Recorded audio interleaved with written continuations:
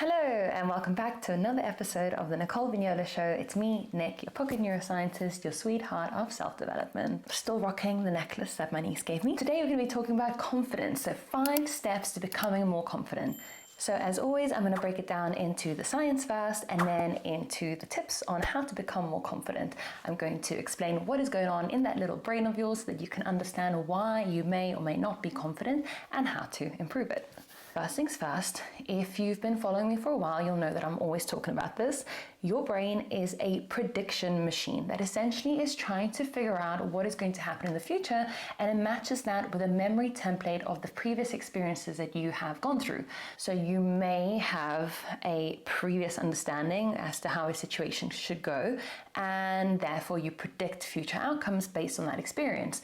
You also have this ability to predict based on expectations and what you would like to happen. So what we want to do is to start to begin to close the gap between the predictions and the actual outcomes. And we usually do that through gaining evidence that we are capable of doing a particular thing. This will in turn provide us with a sense of control and competence when it comes to future situations. We also want to foster a type of growth mindset that allows us to see that if we don't get the outcome that we wanted, that we can use it as an error detection that tells us whether we should do something different the next time or not, instead of ruminating on what didn't happen. So there's a caveat to this, and I'm going to break it down into 2 things. So number 1 is we have this negativity bias. So what tends to happen is that when we don't get the outcome that we want, we tend to dwell on the negative. Now, neuroscientific research does show that we do tend to give more weight to negative information, probably due to evolution. So out of the 8 basic emotions that we have, 4 of them are negatives. We've got anger, fear, disgust, and sadness. And then 2 of them are positive or negative depending on the situation, so anticipation and surprise. And then we have 2 positive emotions, so trust and joy. So not only do we have more negative emotions, we also give more weight to them. Now, with anticipation and surprise, we do tend to lean more towards the negative side of that, where we are anticipating a future outcome in an anxious state, or we are surprised but not in a good way. So maybe you are shocked by negative information or a email from your accountant or whatever it may be. And so knowing this gives us that ability to understand why we tend to dwell on that negative. Now, the first way that we change that is to acknowledge that we have this negativity bias, which means that when you are in a situation where you didn't get the outcome that you wanted, you could potentially figure out whether you are just dwelling on the negative aspects of it, and that will help you reassess whether you're actually being realistic. Now, if the situation actually did turn out to be a dud and it didn't turn out to be what you wanted, what you'd want to do is you'd want to foster a type of growth mindset that helps you reframe the situation. Now, your brain is a perfect little machine that does predict the outcome, but unfortunately, we tend to give it more negative weight. So growth mindset helps you to see that there's no real thing as failure. And so when you begin to understand that the outcome you received is not the one that you wanted, instead of it impacting your confidence, you can use it as an opportunity to change the course. So you've got these memory templates which have essentially ingrained a particular blueprint for what you've experienced in the past. And essentially, when you begin to see something that you are familiar with, your brain will first check the scenario that you're in and match that with a memory template that you already have. This is happening at the level of your brainstem, which is pretty subconscious or unconscious, if you will, so you're not actually thinking about whether the surroundings you're in match the situation that you've already experienced or not. And I'll give you an example. When you are driving on the left-hand side of the road, like you do in England, I'm now in Portugal, so I'm driving on the right-hand side of the road, what would happen is every time you see a car on the correct side of the road, whichever side you're on, your brain is not telling you that car is driving in the correct place, that car is driving in the correct place, that car is driving in the correct place.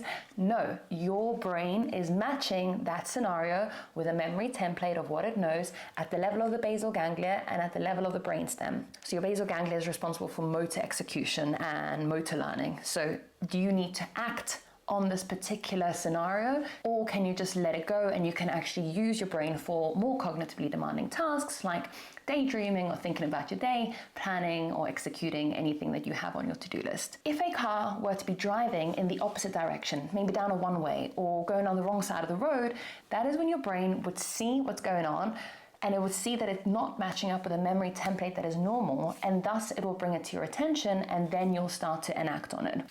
So why are these memory templates important? They're important because they essentially create automaticity. They play a critical role in ensuring that the sensory information that's coming in is matching up with pre-learned ideas of the world and whether you should use your energy to pay attention to them or not. But when it comes to confidence, it means that sometimes you've created a memory template that is telling you that you don't usually get the outcome that you want, or you don't have that memory template. Maybe you walk into a new scenario like a new job and you don't really have an understanding of how the scenario works. You haven't quite created those memory templates on how to operate in that space and in time.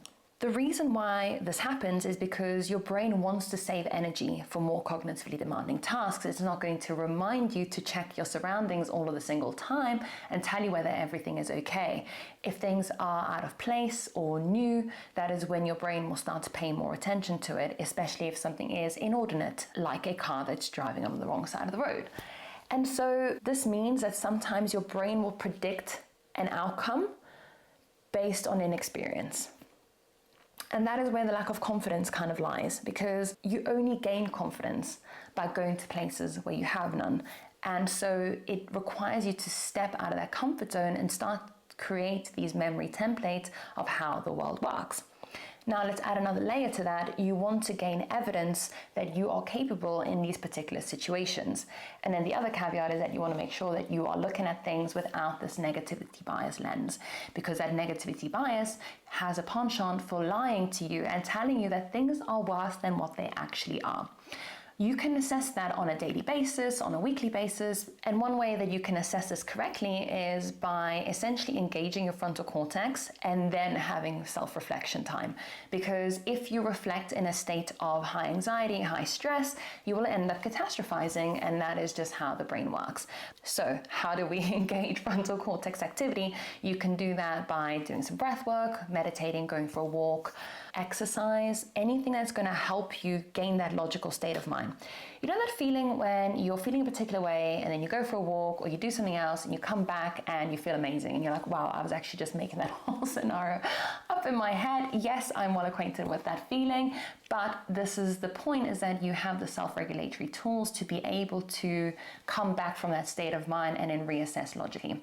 Thereafter, when you're in that place of logic, then you can kind of reassess whether what you're doing is from a negativity lens or whether it's actually appropriate and correct. And again, I reiterate that if the outcome doesn't match your expectation or the thing that you predicted, then you want to adopt that growth mindset and see it as an opportunity to grow. Your brain, and I've said it before and I'll say it again, your brain is a database machine that is able to upgrade all of the single time. So when you input data into the system, you're essentially telling it what to do and what not to do, so that future predictions can then be recalibrated so that they can be more realistic and more serving towards what it is that you actually want. The problem is that most people will see a failure or a mismatch in the outcome of what you wanted as a failure on oneself. And that is essentially where you have this fixed mindset where you attach the outcome of a situation to your identity. And a growth mindset sees that more as an opportunity to change and grow. So it removes the outcome from the identity. Most people will experience a failure and think that there's something wrong with them. So when we look at studies in children predominantly, so if you are familiar with the work of Carol Dweck, you'll know that she has done research looking at how children have these growth mindsets and fixed mindsets. So when we tell children that they're super smart and we emphasize their personality, they actually are less prone to want to find solutions to problems that they don't know.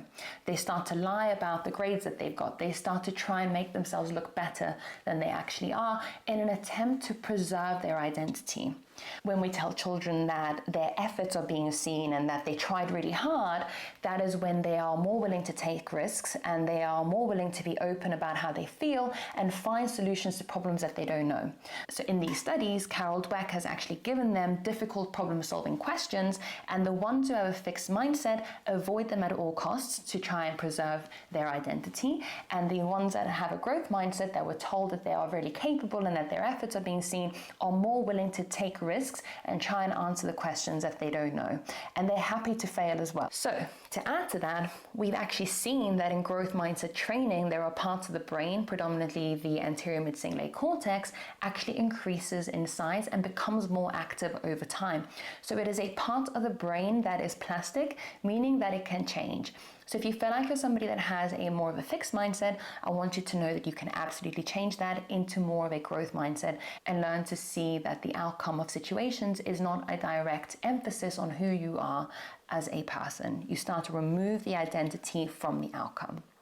So we also have a part of the brain, so you've got the anterior mid-cingulate cortex, you also have the anterior cingulate cortex, posterior cingulate cortex, which is essentially different positions on the cingulate cortex, which is essentially a worm-like structure in your limbic system. Now, the anterior cingulate cortex, which is essentially just the front part of the cingulate cortex, is responsible for error detection. Your brain is very good at understanding whether it should recalibrate a particular go, no-go situation to get a different outcome in the future. This process essentially allows the brain to learn. So it's almost like I'm saying to give yourself a little bit more credit, because your brain knows what it's doing, it's capable of readjusting. We just sometimes tend to live very cerebrally, which means that we overthink everything. And I hope that by understanding this piece of information, you start to see that actually there's a lot more power in how you are able to deal with particular outcomes that didn't suit what you were predicting. So we gain confidence by going to places where we don't have any, and we also learn through this kind of feedback mechanism where we have setbacks, and the setbacks are part of the process. We're supposed to learn from these setbacks instead of dwelling on them. So if you speak to any neuroscientist, including moi, you will probably hear them talk about a Bayesian system. What that means is that we as neuroscientists believe that our system is constantly upgrading and that our brain is constantly updating its beliefs based on new evidence. So we gain confidence when our evidence is consistently reaffirming our previous predictions, which will then in turn increase the brain's ability to be certain about future decisions. So that's my area of expertise. I studied decision making and how we allocate energy towards different decisions and how we can improve decision making.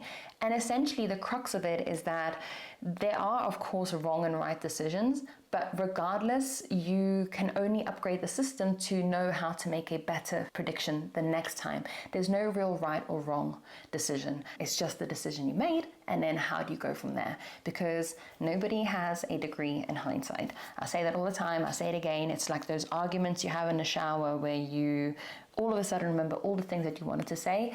You could go back and say them. Don't always advise that. So I would say that to gain confidence, we need to break it down into 3 pillars. 1 is gaining evidence that you are capable of doing something. 2 is making sure that you are removing that negativity lens from the outcome of a situation, which is fostering a growth mindset.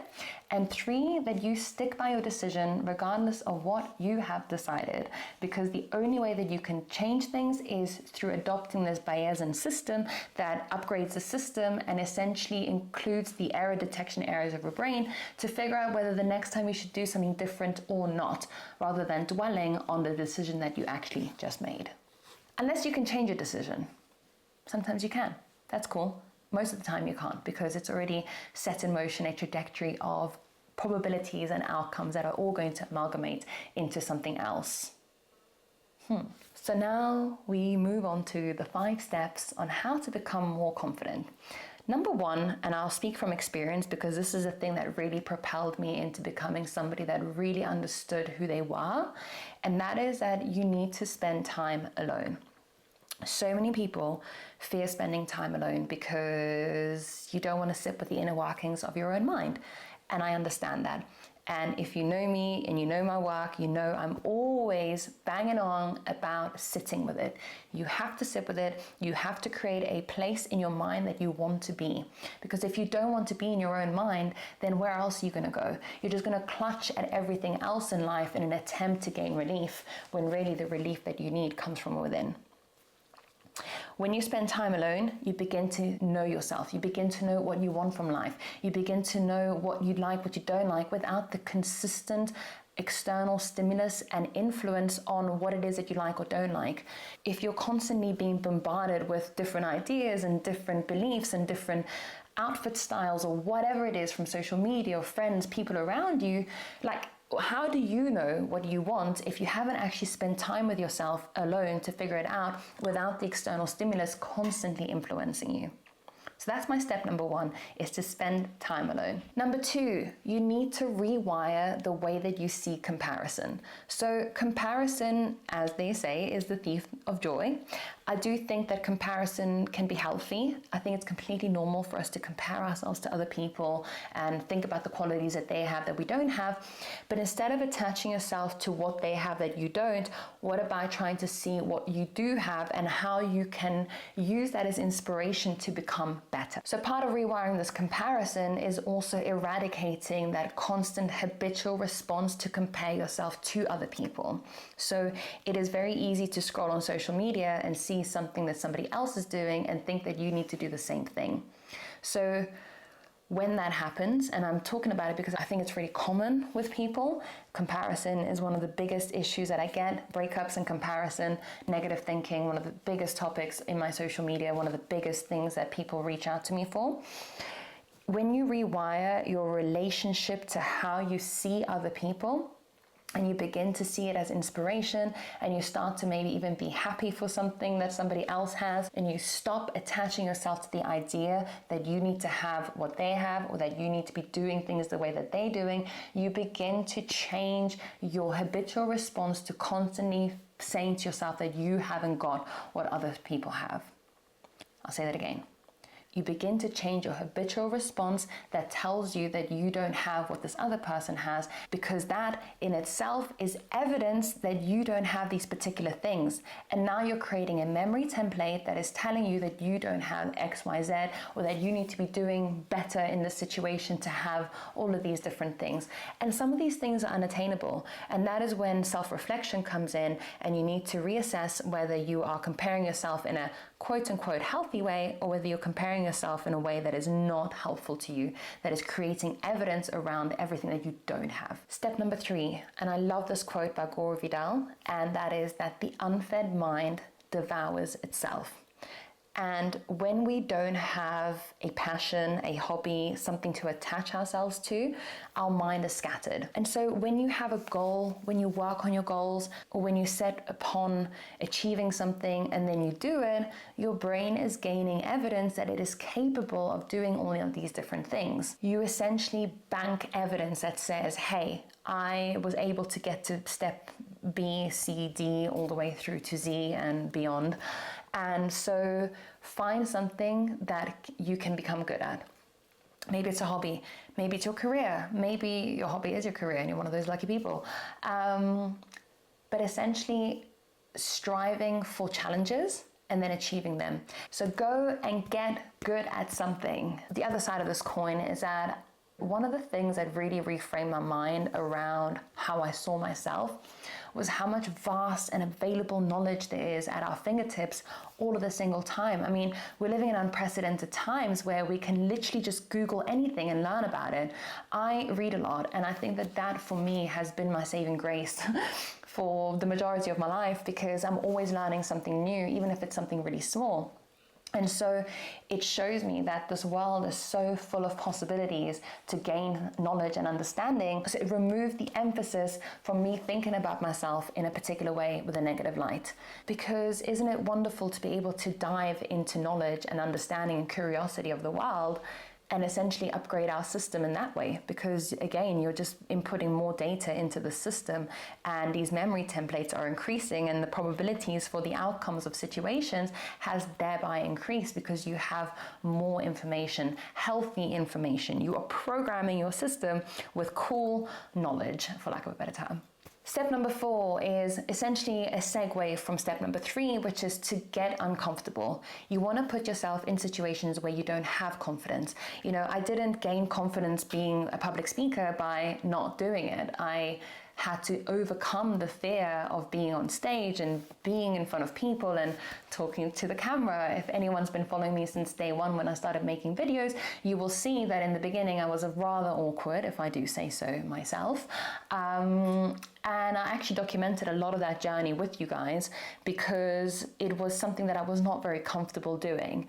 And I was happy to essentially be very vulnerable with you and tell you that I felt it was really awkward, it was really weird, and I didn't like it, and it was a bit cringy, you know, but I'm cringe, but I'm free, as one of my friends Isabel would say. And so getting out of your comfort zone is essentially creating an extra space between where you are and where you want to be. And you only gain confidence by going further and further and further every time. I spoke about it in Rewire. And there are two ways you can do it. You can do little by little, which does the trick. So you essentially go a little bit further, prove to yourself that you can do it, gain that evidence, create that memory template, move on, do it a little bit more and a little bit more and a little bit more. And then next thing you know, you're speaking to 1,000 people on stage and you're absolutely fine, cracking jokes, making everyone laugh. Yes, I'm talking about myself. Or the other way to do it is to dive into the deep end, and then you're forced to gain that confidence because you absolutely have to make it work. So those are your classic people that shave their heads, go traveling, start PhDs at the age of 65, etc. That's cool. I really, really respect that. I actually moved to England with one suitcase.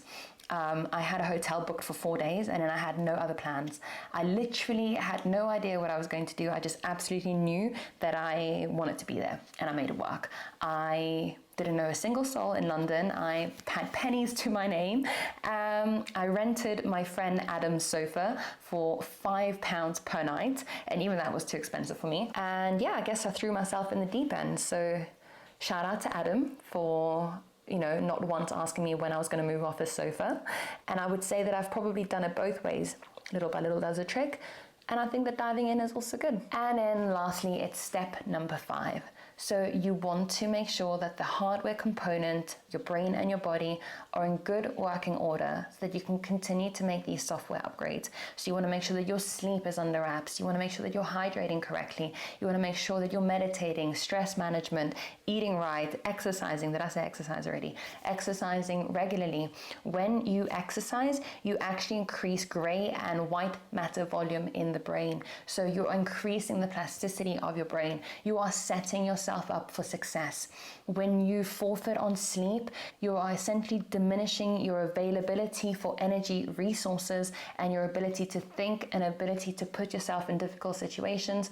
And I think we can all resonate that when we're tired, I don't know about you, I don't do really well with being tired. I'm actually an absolute gremlin, a Grinch. I'm horrible. I just cannot cope with lack of sleep. I'm such a baby. And so when I'm tired, and I don't know if you agree, my brain starts to really catastrophize and lean more towards wanting to think negatively, and you know, irritability goes up and all of these different things.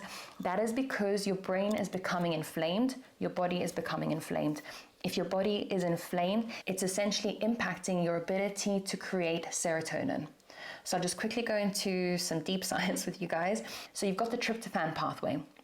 The tryptophan pathway is broken down into the serotonergic pathway and the kynurenine pathway. Now you need a happy balance of both of those pathways working together. So the kynurenine pathway isn't inherently bad. The problem is that when you have high levels of inflammation, so your body has increased inflammatory cytokines in an attempt to repair a system that is now self-deprecating because you're not sleeping. What it does is it essentially diverts the conversion of tryptophan, which is your basic building block for serotonin, into kynurenine. So tryptophan either gets metabolized into serotonin or into kynurenine. And the problem is that under these inflammatory conditions, it gets diverted into more kynurenine production. Now, this is where it gets tricky because kynurenine is then also broken down into something called quinolinic acid, which is pro-depressive for the brain. Kynurenine is able to cross the blood-brain barrier, which is a barrier that essentially regulates what can come in and out of the brain. Kynurenine crosses the blood-brain barrier and has a pro-depressive and neurotoxic effect on the brain. So you've got those two problems. You've got the other problem that tryptophan is not being metabolized into serotonin. So serotonin, yes, responsible for your mood, but more importantly is responsible for regulating your mood. So when you feel a particular way, you can bounce back pretty quickly. When there's a disruption in the system, you get all kinds of negative outcomes. And you know that from feeling irritable, from feeling like you can't concentrate, from feeling like you can't regulate your own emotions, and everything feels a lot heavier. That is to do with this pro-depressive effect and neurotoxic effects on the brain, but also the fact that serotonin is now compromised, if you will. So that happens from not getting enough sleep, from constantly being under stress. And that is why it is so vitally important to take care of your brain health, your bodily health, your physical health, because otherwise your mental health begins to suffer. How can you make a software upgrade on a piece of machinery that is not working efficiently? So exercise, sleep, hydration, meditation, stress management, nutrition all play a part in making sure that you are staying fit and healthy, so you can essentially give yourself the best opportunity to become more confident. If you haven't slept properly, how can you expect your brain to be able to properly assess whether something should be changed for the future or not? You're going to end up leaning more towards that negativity bias, which is completely normal, but I want to set you up for success. So guys, thank you so much for joining me today. It's me, Nick, your pocket neuroscientist, my Rewire Collective. If you could please like, comment, subscribe. I'm answering questions every second week on Dear Nicole Dilemmas, so please drop them in the comment section and I'm here to answer your dilemmas, your questions. We are going to the stratosphere and beyond. I hope this was helpful.